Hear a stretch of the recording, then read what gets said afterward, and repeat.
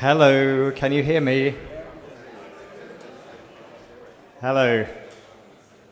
So, ready to kick off? Thanks very much for coming to the talk this morning, this afternoon. I'm Gareth Popkins, and I'm very pleased to be speaking to you today.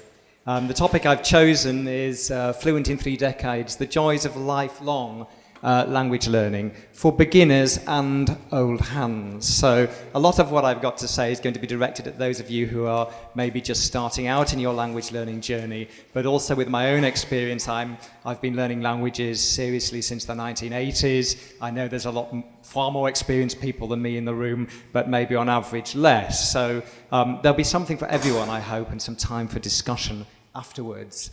Now, we all know that there's pressure for quick results in society, in the market, in the Polyglot community. I found these products, 30 days, instant this, sudden that, become fluent by yesterday sort of thing.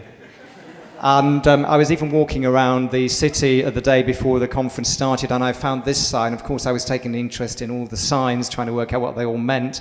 So I had to check, was this going to be speak English in 2 months or 2 weeks? But I think it's weeks. So even the Slovaks aren't immune to the pressures of rapid results.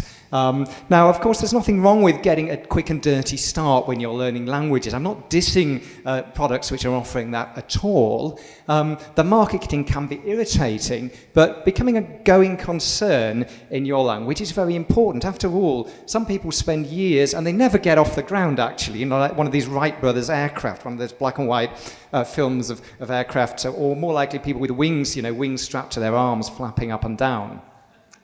So it's important to do things that give you a quick hit. And there's sort of debates about this in the community, how you do that. Do you have a passive phrase or do you dive straight in? Some seasoned learners advocate an early phase of study and passive exposure with an activation phase coming later on. And Steve Kaufman was saying this sort of thing yesterday. It's a question of balance, I think. Other people say dive straight in and get started. So here's a quote. I wonder if you can, this dive straight in approach. Begin to talk as soon as possible. The very first day. Never speak English if you can help it. Don't be afraid of making mistakes. Any thoughts as to who that might be who said that? Benny Lewis, people are saying. Any others? Do I have any other offers? Okay, 1 or 2 coming through there. Actually, as you will all realise the minute I reveal it, it was the Reverend G.U. Pope, yes? You know him? Well, somebody might, because he wrote a book on Tamil, a handbook of the ordinary dialect of the Tamil language, snappily titled, from 1883. I found, in facsimile edition, on the shelves in a bookshop in Singapore in November. And so you can buy this if you want to try it out. But his advice, hot off the press, is begin to talk through stammering lips as soon as possible. The very first day, never speak English to a native if you can help it. And don't be afraid of making mistakes. So there's nothing new under the sun. What goes around comes around if you stick around long enough. So that's the Reverend Pope. So the hacking tips then, they boil down to using the time that you have in the best way, don't they? And it tends to boil down to getting core patterns, basic vocab, and practicing what you want to get good at, with, of course, corrective feedback, and not forgetting the importance of the sounds of the language as well. So these are the things we want to be doing to get off the ground and become a going concern. But we all also know that to get really good takes a long time. We've got all these estimates. This is the Common European Framework of Reference for Languages.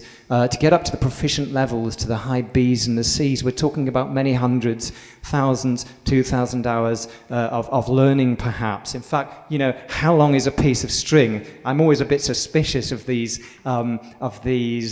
estimates for the amount of time, because there are just so many variables, intensity, motivation, the different methods you're using. But everybody's agreed, I think, that we're talking 7 several years to get really good in a language. You've got to have a lot of practice. So we are talking about a couple of years. So if you've just reacted to that poster on the bus stop here in Bratislava and you've already enrolled to study your Slovak, I'm sorry to disappoint you. You're going to need a couple of years to get really good. But hey, do you know what?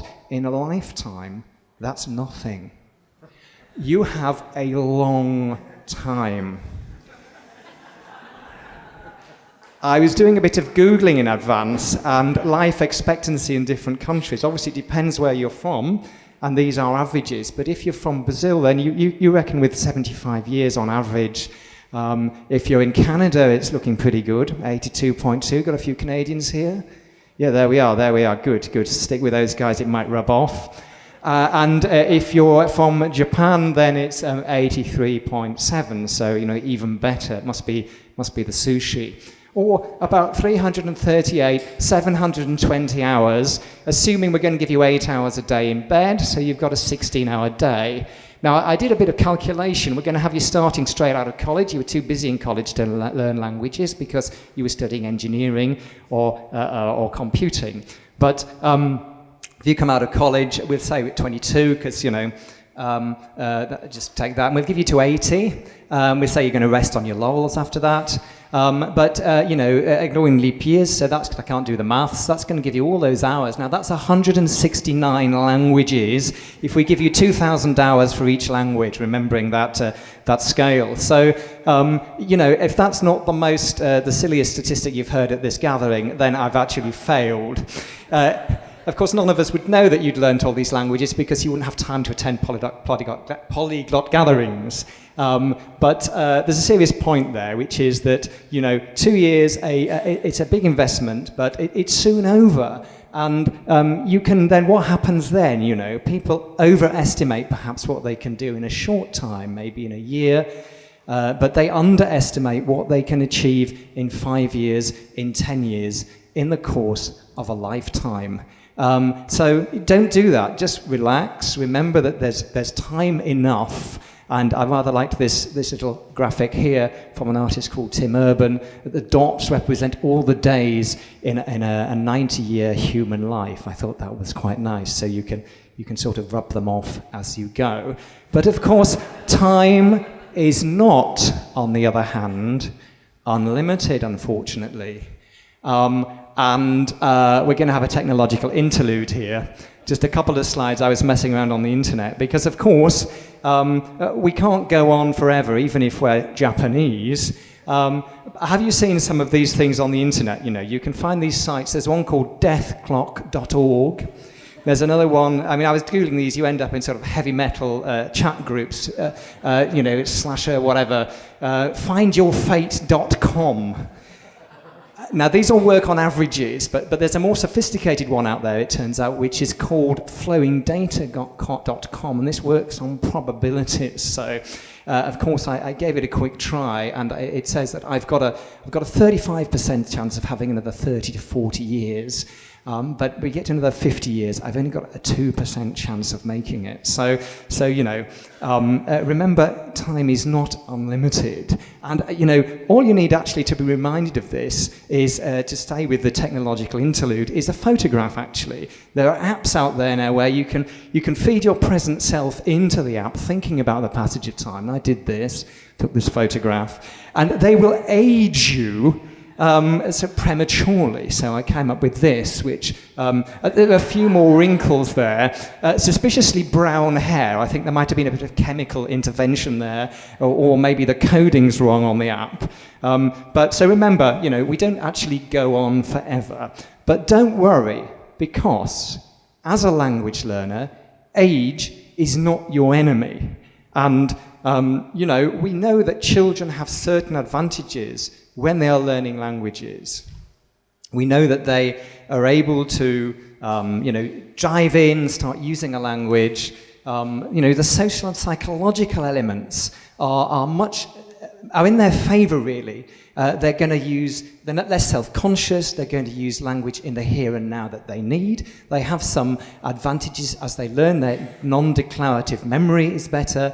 So they do have a lot going for them. But even children learn slowly with difficulty, whether it's their first or their second language.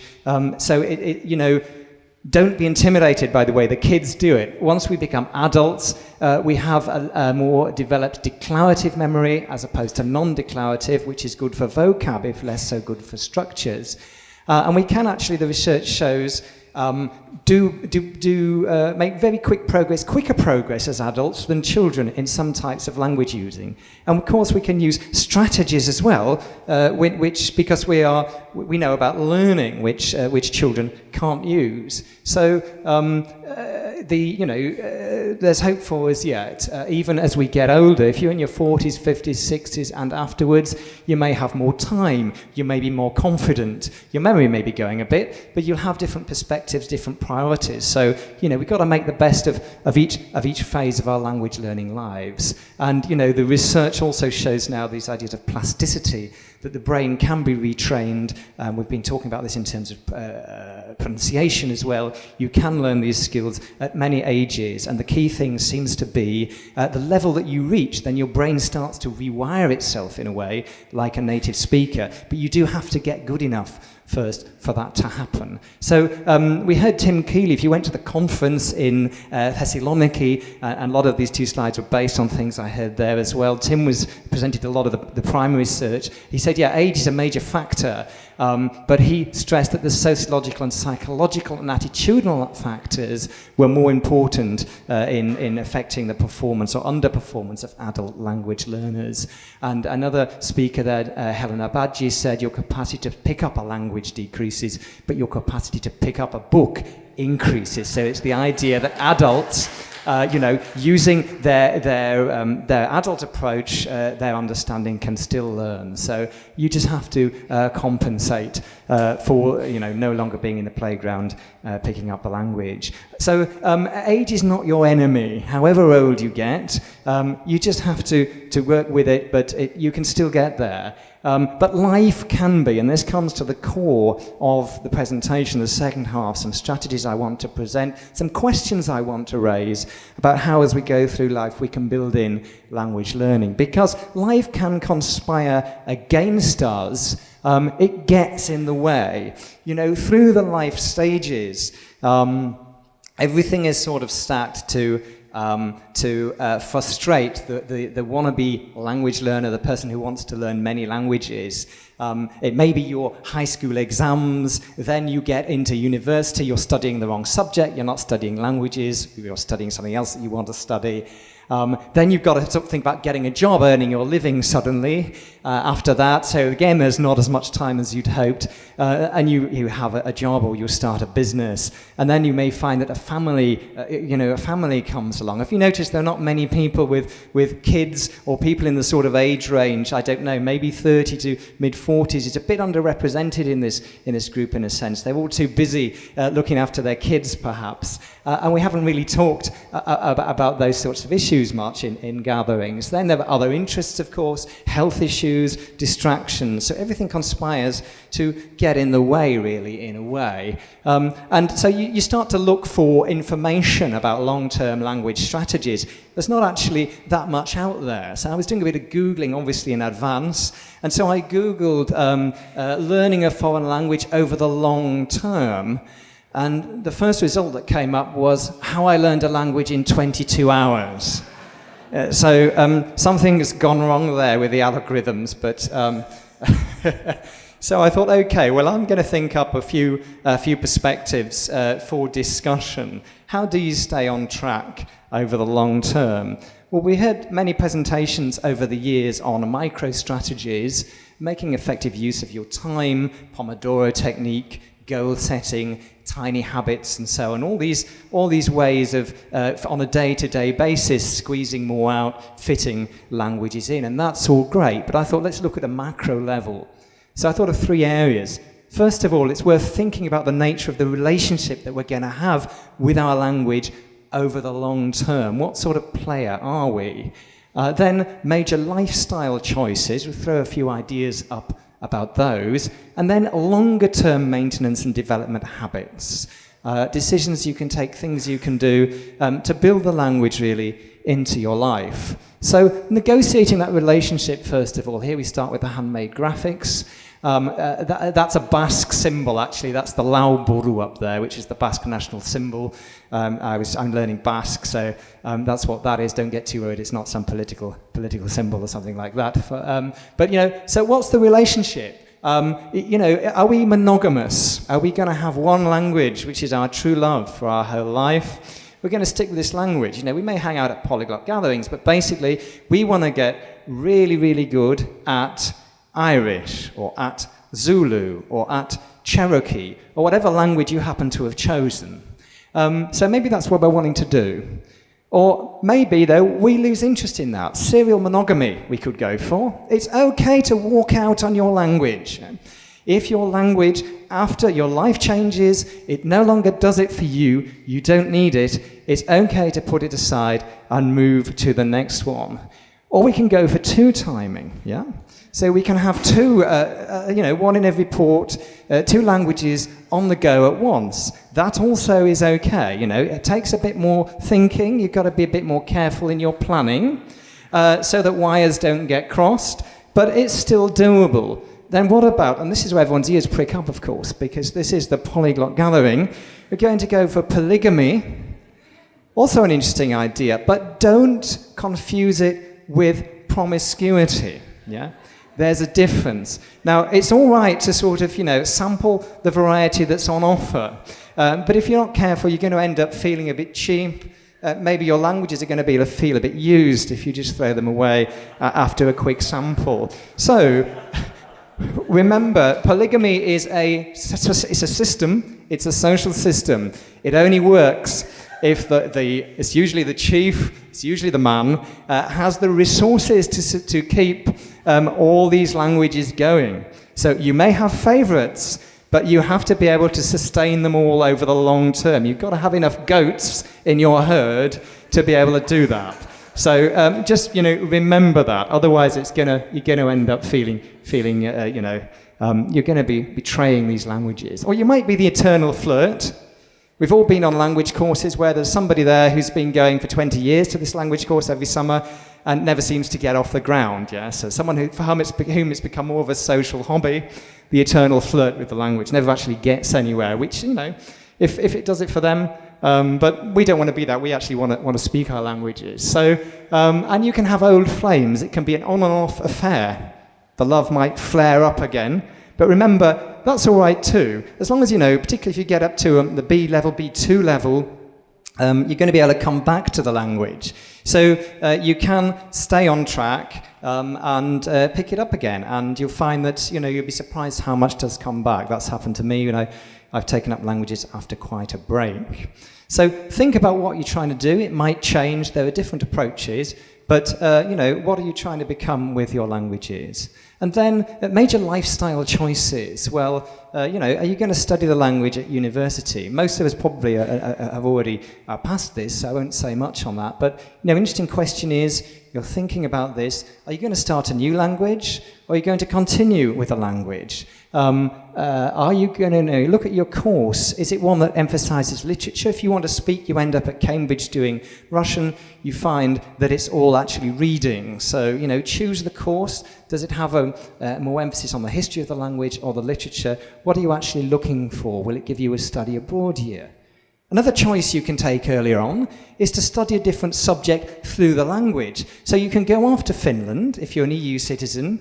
I don't know if they still have free higher education in Finland, but you can go and study engineering or medicine in Helsinki or wherever, providing your Finnish is up to speed straight away. What a great way to really become good in a language. And there may be scholarships available for you as well. I went over to Germany when I was a grad student, and I had a scholarship from the DAAD to do a 6 or 8 week course in the Goethe Institute to get my German up to level, because the language wasn't the main point of going. I was studying something else. That's a wonderful thing to do. You can make a career out of languages, obviously teaching, interpreting, doing something that's directly language focused, or you can choose to combine languages with another skill, which is also, quite a nifty move very often, because then again that opens up a world of possibilities. Then other major life choices. Where are you going to live? Are you going to deliberately go and move to a different country? Something you could do over the longer term. You could work through the language. What about your life partner? Are you in the market for somebody who speaks that language? I was thinking, we haven't had any talks actually about, so far as I know so far, about sustaining a bilingual marriage, for example. And I have friends, I'm single, so I won't be talking about this, but who talk about the clashes and the misunderstandings. That would be a great thing to hear about from somebody next year if these people weren't, too busy with the kids to come to the gathering. And there we are, the children's language as well. That has to be thought about in advance. You need to be conscious about what you're going to do, maybe. Otherwise, you find that, if you're trying to bring up children bilingually, multilingually, it won't work. So it needs to be thought about. These are choices. These are decisions. So plan. Don't just leave it to chance. Well, maybe except with the life partner. I'm not saying you should be so calculating.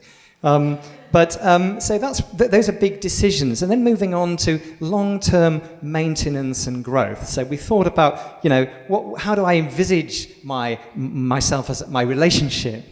Then how am I setting the parameters, for the next part of my life, the next chunk of my life? Where am I going to study? Where am I going to live? Where am I going to work? When all that's up and running, what about long-term maintenance decisions we can take? So to take the language forward. Well, taking holidays in the country is an obvious one if you're able to do that. But why don't you book holidays elsewhere through agents, online in the other language? So go online to somewhere, .fr and book a trip to Thailand or wherever you want to go with a load of French people. Yeah, or you go on, then you find that you're in a group where the language is likely to be not your own. That is, say you're learning French, so the language you want to learn, and then you are not the focus. It's a real language usage, and you just have to survive. That's a good thing to do, I think. Or attend a regular event in the country. One of my languages is Welsh, and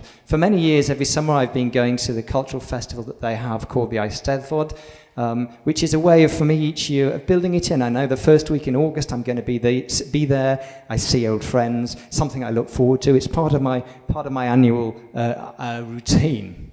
Hobbies and languages, learning new skills through the language. Obviously, again, a great thing to do. If you go to classes, when I lived in Germany, I did some art classes at the Volkshochschule. Again, it wasn't, it was incidental that I was learning German. You just had to use the language to communicate. So this is a great thing you can do if you're living in the country. Maybe you're in your year abroad and you're worried that you're just hanging out as a student with other non-native speakers. Well, try and enroll in a night class, learning basket weaving or whatever they do. You meet a whole different group of people and get to use the language more naturally. But let your involvement evolve, of course, because what excites you may change over time. And keeping your language relevant and fun, of course, is something which many speakers have stressed here. And it's always, these elements are going to help you keep going much better if you keep it relevant. So. Community, that's another thing, yes. Another long-term maintenance and growth aspect. Community. Can you get involved where you are now with speakers of your languages? So I live in London, so I'm rather lucky because there's so much on offer there. On the other hand, it's more difficult because traveling within the city takes time. So, but I've got Russian is one of my languages. There's a Chamber of Commerce. There's also a Russian English speakers Toastmasters, for example, I found on LinkedIn the other day. I haven't been yet, but hey, that would be a great thing for me to do, to try and get my confidence up with my advanced Russian. I could go and practice public speaking through the language. There are cultural activities, lectures going on in the language. And you may find in your little town, for some reason, there's a link with a particular country. In Reno, in Nevada, for example, there are a lot of Basques, and the university there has teaches Basque, and it's on the map. Also in Argentina, in Buenos Aires, there's a Basque house where you can go and learn Basque. So, it's not always, it's worth looking, you never never know what you might find. Social centres for expat natives in your language. So German pubs in London, for example. Churches too. If you are of a certain religion, and I was in Wales, I went to the chapel there in Welsh. You may want to do that, depending. So that's another thing you can do to get involved with the community. Or you can share your linguistic abilities with others. Language meetups, teach people from your own community the language, your second language, your target language. You could teach it to other people as well. That's a bit less direct, but you're going to meet probably then a network of people who love that language, and it's going to help to keep it relevant to you.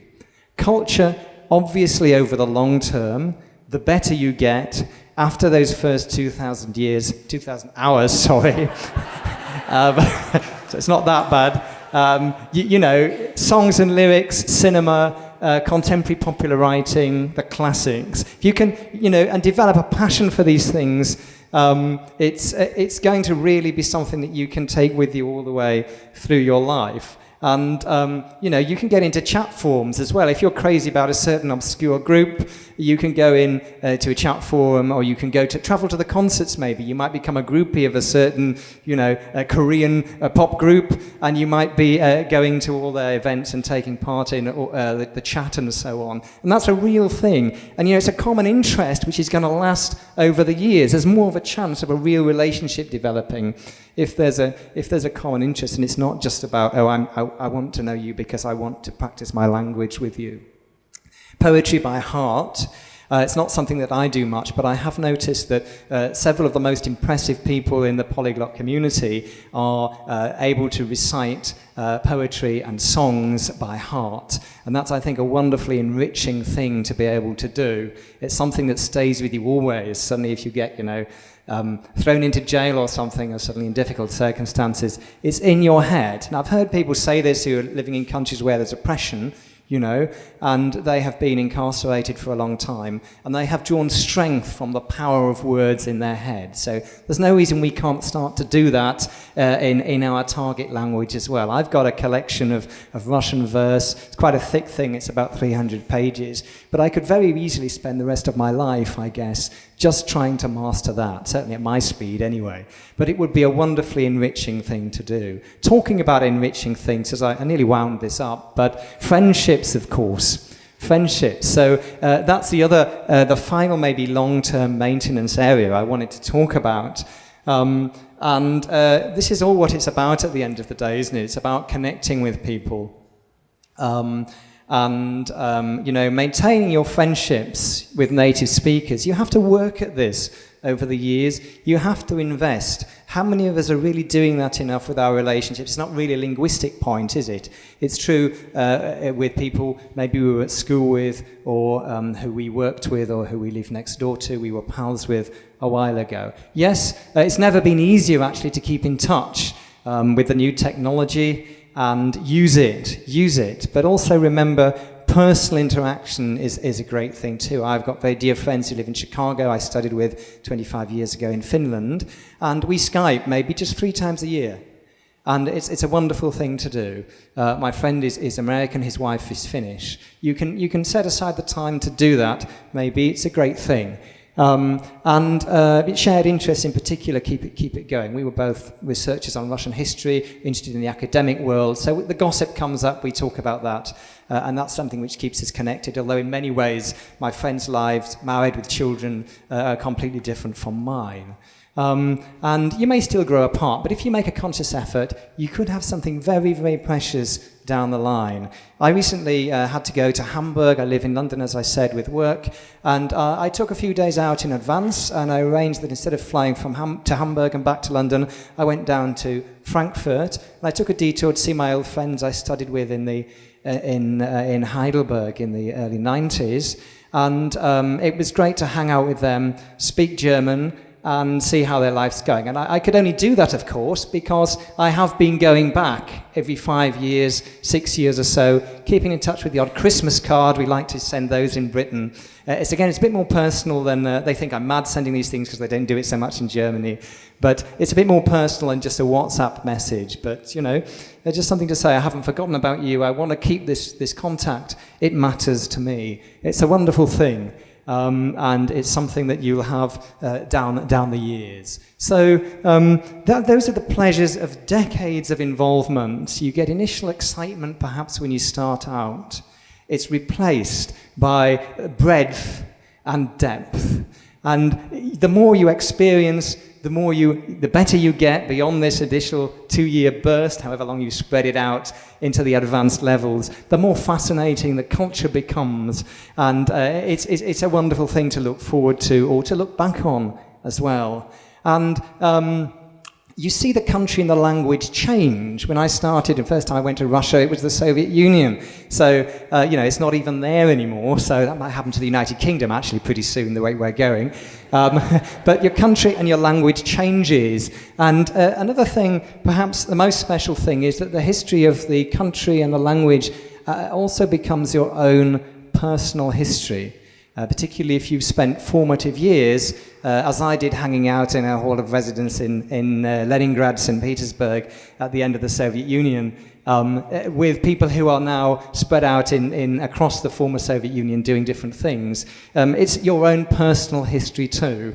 As far as I can work out, there's only one downside, actually, and that is that you see your friends' kids who are now 10, 5 even, 10, 15 or 20, speaking the language so much better than you, even though you started it way before they were even born. So that's it. That's all the perspectives I have. Let's connect. I have a website, howtogetfluent.com. I vlog. I've got a YouTube channel, and I'm on Twitter at howtogetfluent. So there's a bit of time for questions, sharing of experiences for those of you who have comments. Thank you very much.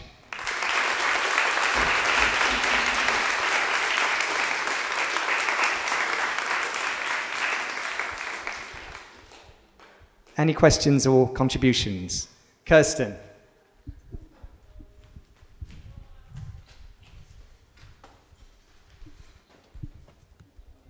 Borda, Gareth. Something that I find really, that sort of comes to mind as you were talking about bringing language into our life and bringing our family into this as well, is my situation. I'm a German expat in the UK with a British husband who I would love, who kind of also wants to learn German and who I would love to include. And I think the advice of simply talk German to him, well, I don't know, in my experience it hasn't really worked. It just kind of annoys him and then he just shuts down. So I wonder, I don't know, I kind of wonder about your perspective and your tips in terms of sharing my culture and home language with perhaps someone who is at that stage where, like, on paper he wants to please me and he's interested, but he doesn't know how to do all the work. So yeah, that's my question. Has anybody else been in a similar position with a partner? What have you done? Because I'm not the person to answer that, but anybody want to say something about that? How do you do it? How do you make the other person interested? You know the language strategies. You can tell him those. I suppose, and then on the horizon there may be, I've had friends who, when they've then had children coming on the horizon, the partner has decided, I don't want to feel left out, so that was the spur to learn. That happens quite often, but it's a thing of negotiating, isn't it, and sometimes compromise. Well, okay, well, good luck with that one. Any more?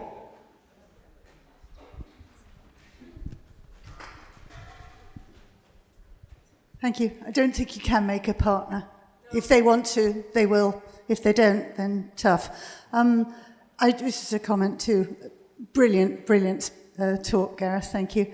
I always planned to bring my children up bilingual, that I would speak German to them always from day one.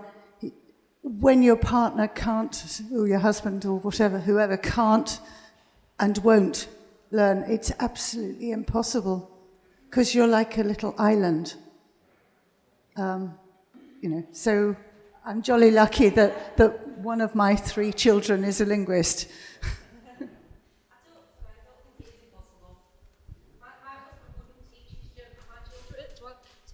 My husband is German but would not speak German to the children at first. So I, as an English speaker with GCSE German, had to pass on the German to the children.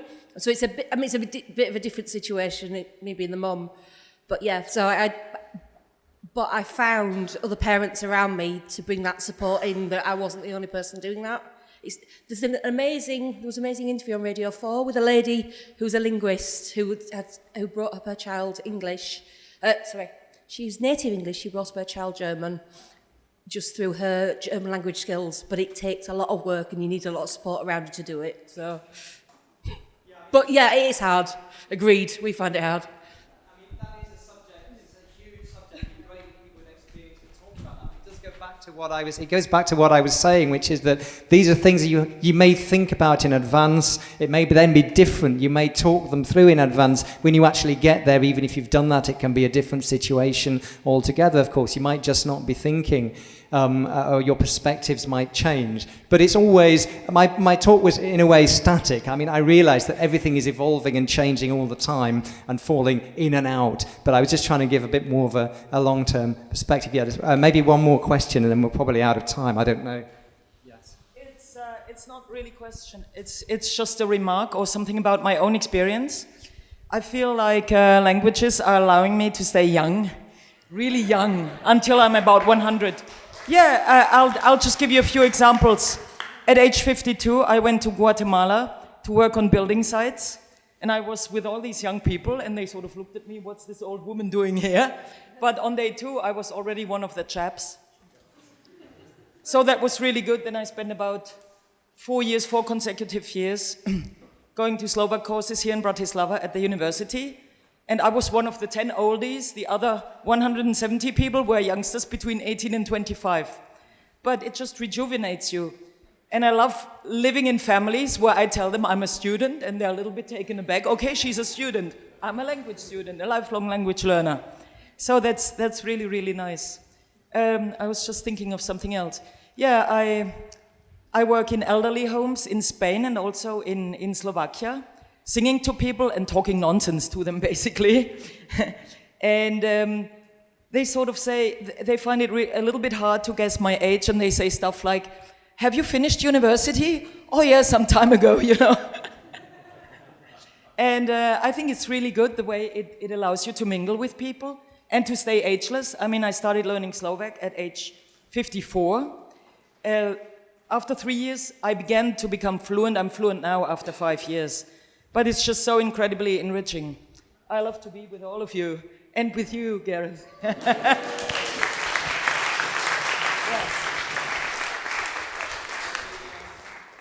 We do need to wind it up there. I know that one or two of you would have liked to have asked questions, but maybe we can talk afterwards. Once again, thank you very, very much. Take the long view and, have a great time with your languages. Thank you.